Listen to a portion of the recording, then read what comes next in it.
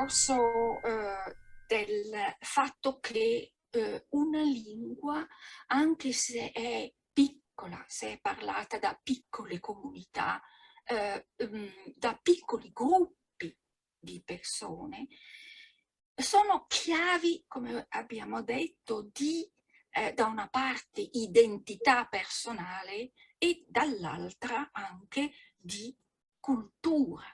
Sono delle chiavi di culture che sparirebbero se le lingue scomparissero. Quindi è importante, è estremamente importante difendere anche le piccole lingue. Ma attenzione, difendere le lingue non esistono di per sé. Una lingua esiste perché c'è gente che la parla. Noi dobbiamo fare in modo che la gente che parla queste lingue possa esprimersi nella lingua che porta la loro identità, porta la loro cultura. Quindi è fondamentale. E io vorrei aggiungere anche che è importante dire agli immigrati che mantengano le loro lingue, perché i livelli sono due. Un immigrato, se mantiene per esempio l'arabo o qualsiasi altra lingua sua individuale, questo gli permette di mantenere i contatti con la sua comunità d'origine, e questo è il livello individuale, vuol dire essere valorizzato nella propria identità prima, poi ci si allarga ad altre identità che le altre lingue ci danno e ci arricchiscono. Ma a livello, diciamo, della società, una persona che parla un buon arabo può diventare per l'Europa di nuovo una ricchezza, un patrimonio.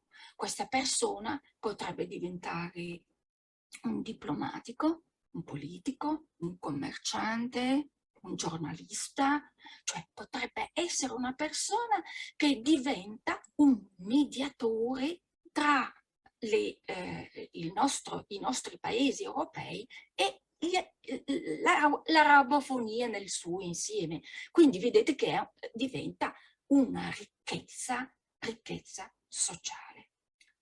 Le piccole lingue europee sono spesso lingue di piccole comunità che hanno mantenuto nel tempo certi costumi, certe regole di vita, certi modi di pensare e di vedere la natura, hanno dei patrimoni che sono le canzoni, che sono i testi, voi trasmessi per iscritto, voi trasmessi oralmente, perché una lingua orale non è una lingua meno dignitosa, meno ricca di un'altra. Ci sono delle culture che sono delle culture dell'oralità. Tutto va salvaguardato perché è un patrimonio che non è soltanto delle persone che parlano quelle lingue, ma è una ricchezza per l'umanità intera. La lingua è un patrimonio dell'umanità ed è per questo che occorre essere orgogliosi di tutte le lingue che si parlano, quelle famose, quelle grandi, quelle potenti, ma anche quelle molto piccole, parlate da piccole comunità o lingue minoritarie o dialetti. Tutto va salvato.